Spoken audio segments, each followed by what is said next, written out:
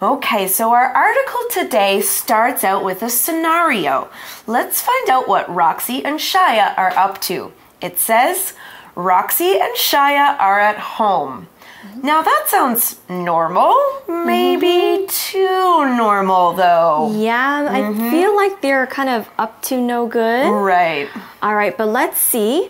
Roxy says, I'm bored. I miss traveling in time. Right, when we travel, it means you go to a new place, and we usually can travel to other countries, like for a vacation. So Roxy and Shaya, remember they went to new places in time. Now they want to kind of go again. Okay, now that's sounds like it might be a bad idea. Roxy is bored. Shaya doesn't like the sound of this idea. He says, don't get any ideas. Now here, Shaya is using a special phrase, don't get any ideas.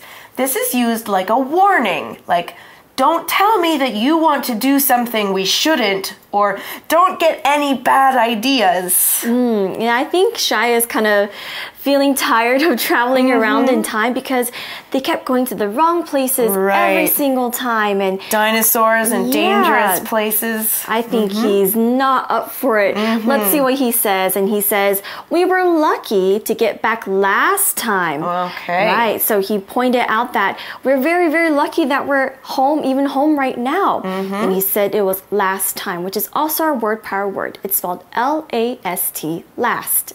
Last is an adjective, and it means the very, very, very final one. For example, we can say, I saw my favorite singer last Sunday. We even took a picture together. I saw my favorite singer last Sunday. We even took a picture together. I think Roxy likes to make trouble. She says, come on, we should do it again. Uncle Andrew would let us. Now we use this phrase, come on, to encourage people to do something. So Roxy really wants to travel in time again. She wants Shaya to go with her. So Shaya says, well, okay, just make sure we can come home. Good point. Okay, so we have another scenario here. Where are Roxy and Shaya now? The article says, later, they find the time machine at Uncle Andrew's house. Are they going for it? Let's see. Roxy says, I understand these buttons now. Okay. Yep. So a button is, for example, there are things on machines that you press and it does a specific thing. Okay. For example, let's think about a remote control for a TV. When you press the buttons that point up or down, it can change the channel for you. That's right. It can turn the TV louder or it could turn the music lower too. There's also a button sometimes outside a person's house. If you press the button, a bell rings. That's right. Okay, so Shaya sounds like he's ready to go. He says, I hope so. So when and where do you want to visit? That's a very, very good question. Okay. Roxy says, let's check out ancient Rome. Oh, good idea. That's cool. A little bit scary too. When you check out something, it means like you want to look at something because it's interesting. Okay.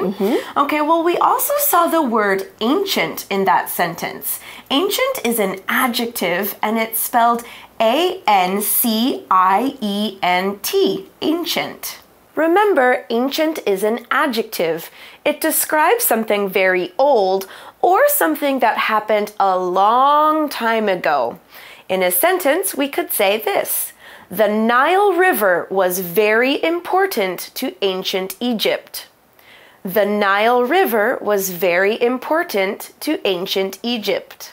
All right, so we see that they are planning to go into the time machine. Right. Now, where does it take them in Rome? The article also shows us another scenario. It says, Roxy and Shaya arrive in a big pool of water. Oh, that doesn't sound great. And I don't think Shaya is very happy about this either. He says, I'm all wet. Why did you land us in the water? Oh, I think, sisters sometimes, right? Yeah. Okay, well, we've got our third word power in that sentence, which was the verb land. It's spelled L-A-N-D, land. We're talking about the verb land. When something that can fly lands, it moves safely down until it is on the ground. This is when you land. In a sentence, we could say, the plane landed safely after one of the engines stopped working. Let's say that one more time. The plane landed safely after one of the engines stopped working.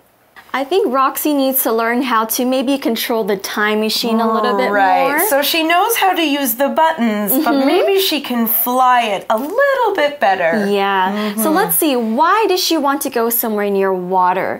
Roxy says, I wanted to see the Roman baths. Okay, that's interesting, but she could have landed somewhere outside of it. Right, I don't think she needed to land in the bath. Yeah, let's find out what bath is. Bath is spelled B-A-T-H. It's a noun and it's basically a large pool of water and people go there to take a bath or to wash themselves. That's right.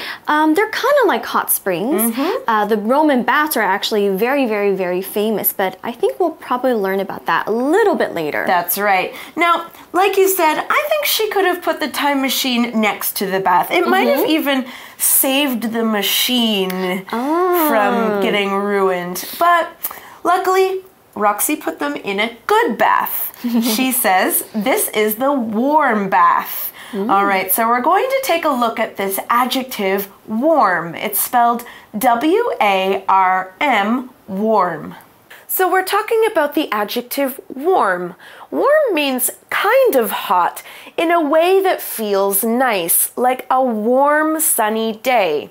For example, we could say, the waiter gave me a warm towel to clean my hands.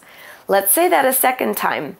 The waiter gave me a warm towel to clean my hands.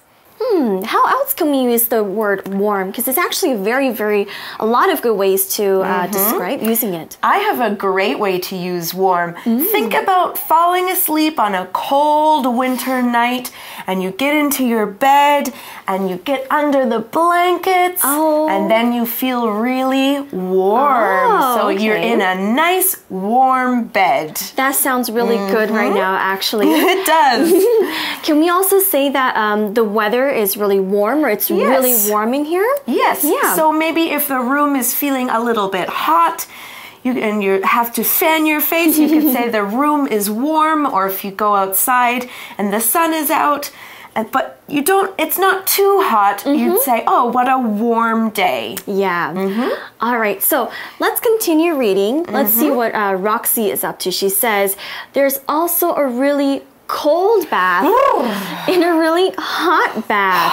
Now, if you have to land the time machine in the bath, the warm one is the better choice, I think. I agree. Now, that's why Shia says, thank you for not landing us in either of those.